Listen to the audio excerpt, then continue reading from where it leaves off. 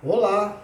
No caso especial de hoje, o tiozinho vai comentar hoje sobre uma história muito impactante e com um final surpreendente. Vamos lá? Tinha um jovem que chamado aqui por nome de Renan, era um rapaz de 26 anos, alto, forte, moreno, né? Meio atlético, né? Ele era um policial civil. É, ele é como se pode dizer, um guarda policial, né? Civil. E ele estava muito feliz, ele estava há pouco tempo lá no departamento. Aí certa vez, né, ele foi chamado, né, pela corregedoria para ter uma reunião, uma conversa. E ele foi. E lá os seus superiores me falaram que ele estaria entrando num caso muito especial de investigação de assassinatos. Ele ficou assim muito empolgado, porque fazia pouco tempo que ele estava, né? Que ele tinha sido, né, aprovado para entrar, né? E era o sonho dele ser policial. Ele ficou, nossa, sorriso orelha a orelha, sim, né? Aí eles falaram que ele ia ser, né, transferido para uma outra cidade, aonde estava ocorrendo esses crimes, aonde ele ia fazer uma investigação praticamente assim, que tinha que ser invisível, muito secreta, ninguém poderia saber, nem pessoas da própria família dele. Porque eles estavam assim, né, com suspeitas de todos ali. E ele foi enviado para essa outra cidade, mas antes de ir, né, ele teve algumas orientações, né, e que ele precisava se adaptar a essas, né, mudanças que ele teria que fazer. Foi quando o chefe dele falou para ele que ele teria que praticar mais, né, academia, que ele tinha que ter o físico mais, né, como fala assim, mais sobressalente, ele já tinha todas as características, tal, que ele teria que fazer bronzeamento, que ele teria que fazer, pintar o cabelo, né? Ele ficou meio assim, mas que trabalho é esse que eu tenho que mudar a minha aparência física, né? Aí foi falado para ele que estava havendo, né, muitas, eu não vou ficar falando muitas palavras, porque senão o YouTube aqui não pode, né? E que ele teria que fazer essas investigações, né? E que para ele ser aceito na comunidade, da onde estava havendo esses crimes, ele teria que se adaptar um pouco à aparência. Ele tinha que ser uma isca. Aí ele ficou assim, isca? Mas, então quer dizer, ele tinha que chamar a atenção de uma pessoa, né, de má índole, para ele. Ele ficou meio assim com a pulga atrás da orelha, ele falou assim, mas que comunidade é essa? Aí o delegado falou para ele, você tem que se passar por gay. Ele falou, eu me passar por gay? Porque nesta comunidade que está tendo muitas, né? E precisamos que você investigue. Aí ele falou assim, nossa, mas ele ficou ao mesmo tempo muito feliz e ao mesmo tempo muito decepcionado. Porque ele tinha que entrar numa comunidade se passando por alguém que ele não era. E ele era noivo, né? Ele era hétero, macho, né? Como se diz, né? E ele teria que estar ali passando, né, por Barbie, né? Ele ficou meio assim, né? Foram feito, né, todo o trabalho do delegado com ele, ele acabou aceitando o trabalho assim, com um pouco de resistência e preconceito dele mesmo. Então ele começou a fazer toda aquelas partes, né, de preparação para encarnar num personagem, né, para atrair uma pessoa para ele, para saber quem era esta pessoa que estava fazendo vários crimes. E ele fez tudo. Então, Aí, quando ele entrou nessa comunidade, que era um bairro onde tinha muitos homossexuais, né? De lanchonetes, barzinhos, boates, enfim, né? Ele foi morar, inclusive, lá nesse bairro. Aí, quando ele chegou numa tipo de uma república, aí ele pediu, né, se tinha um quarto vago. O rapaz ele falou assim, olha, temos e não temos. Ele falou assim, não entendi. Ele falou, nós temos apenas um quarto, todos os quartos aqui são compartilhados. E nós temos um quarto que pode, né, que tem capacidade para mais uma pessoa, né? Já tem um outro rapaz lá. Aí ele ficou assim, como que tinha? Ele tinha que intercalar, né, interpretar lá o personagem. Ele entrou, falou, tudo bem. Começou, foi morar nesse quarto com esse outro rapaz, que ele encontrou com esse outro rapaz, que é um rapaz de boa aparência também, né, franzino, que era um rapaz que trabalhava também na noite como bartender, né, enfim, fazia vários bicos e tal.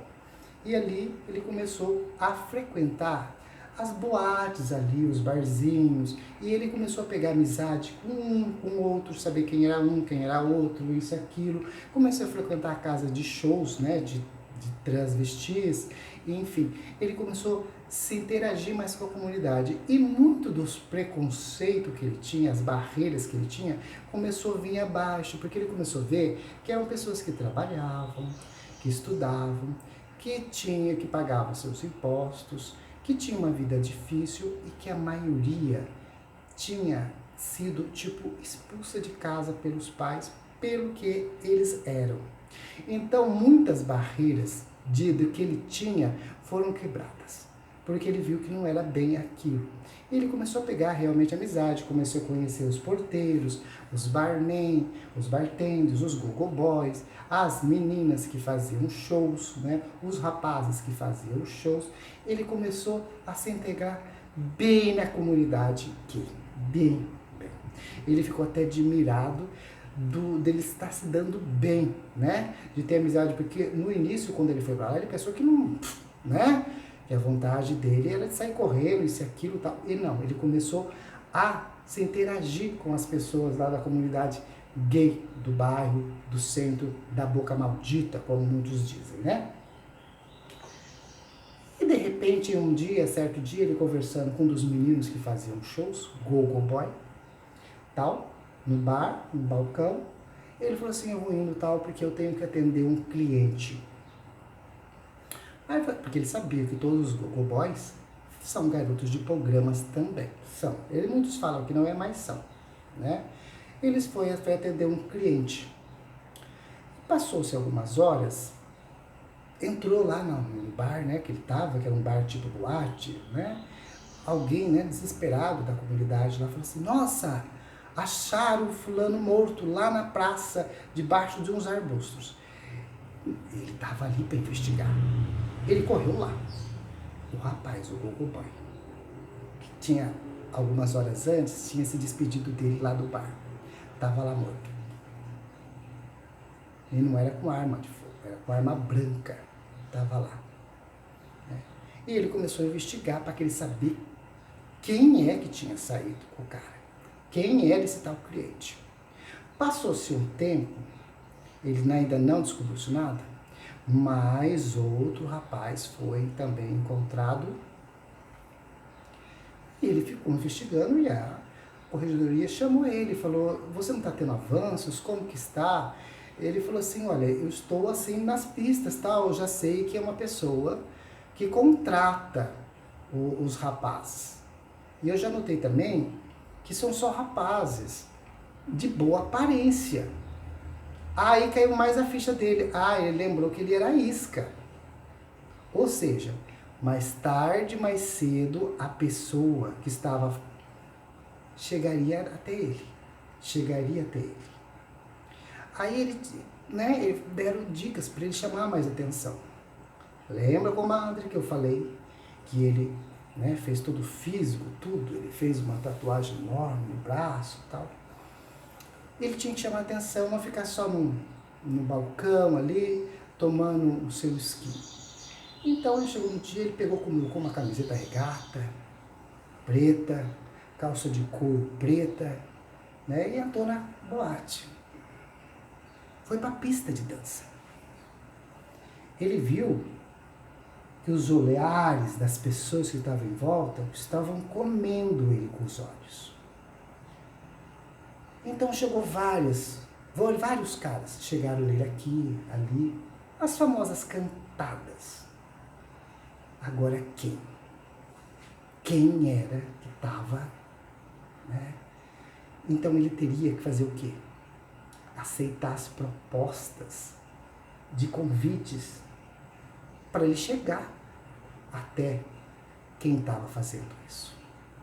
Então, ou seja, ele tinha que se sujeitar, aí começou a cair a ficha mais nele ainda, que ele tinha que se sujeitar em ser a isca, em ir a esses encontros. Tenso, né, comadre? Para alguém que é policial, hétero, machão, noivo de boa família, conservadora, teria que fazer um papel, ele teria que se sujeitar. Mas, obviamente, ele tinha que fazer coisas que ele não queria fazer, né? Então ele foi, mas à medida que ele via, que ele, nos crimes que aconteceu, todas as pessoas, os rapazes que foram, né, lá, bom, eles pegaram, viram que eles não tinham, assim, tanta relação sexual. Então ele via que a pessoa, então ele tinha que observar isso. Quem fosse sair com ele, já no começo da relação, queria, né? Aí então ele começou a ir, né? E os rapazes, em muitos encontros, e no primeiro encontro foi um sacrifício para ele. Porque o rapaz que ele foi atender, começou a beijar ali e tal. Imagina uma pessoa que alisar aqui, alisar lá, ir para todo lado e tal, né? E a pessoa tinha uma arma, que era uma coisa estranha, que pela investigação não era uma faca, não era um canivete, era algo cortante, que ele cortava, né, o pescoço dos rapazes. Então ele começou a analisar, a ver tudo ali, passava a mão na cintura e viu que aquele rapaz então estava armado. Então começou, então ele já, vamos deixar para depois, porque ele viu que aquele não era assassino. Aí, e assim foi se dando-se com vários, e ele tendo que se sujeitar àquilo, né? Até que um dia, minha comadre, ele chegou, o amigo dele, no quarto, chegou, né, o nome dele é Renan, tal, chegou meio bêbado e tal, e deu uma cantada nele. Ele tinha amizade com ele, ele falou, imagina, ele não tem nada disso. Imagina. Aí ele pegou, falou, tenho que investigar tudo e a todos. E ele se sujeitou lá. E o amigo dele falou assim, deita na cama. Ele deitou na cama. Aí o amigo dele marrou na cabeceira da cama as mãos dele. Ele ficou meio assim, né? Aí o amigo dele foi, marrou os pés dele também na outra cama. Não, mas amizade, né? Ele achou assim, eu tô submisso aqui agora, né? A pessoa pode fazer qualquer coisa. Estava há meses, né? Morando ali, tal. Foi quando o amigo dele arrancou toda a roupa e começou a fazer um stripper no quarto pra ele e tal, com uma música. Ele... Aí o amigo dele, né, foi, abriu uma gaveta e colocou lá e tirou um tipo de um anel. Um anel. Esse anel, na hora que o amigo dele apertava, ele fazia uma garra, tipo de uma faca. E veio, aí ele ficou assim, é ele. É ele. é quem está fazendo tudo isso. Nossa, ele dormiu do meu lado por meses. Ele ficou do meu lado por meses, conversou comigo por meses. Ele sempre estava do meu lado.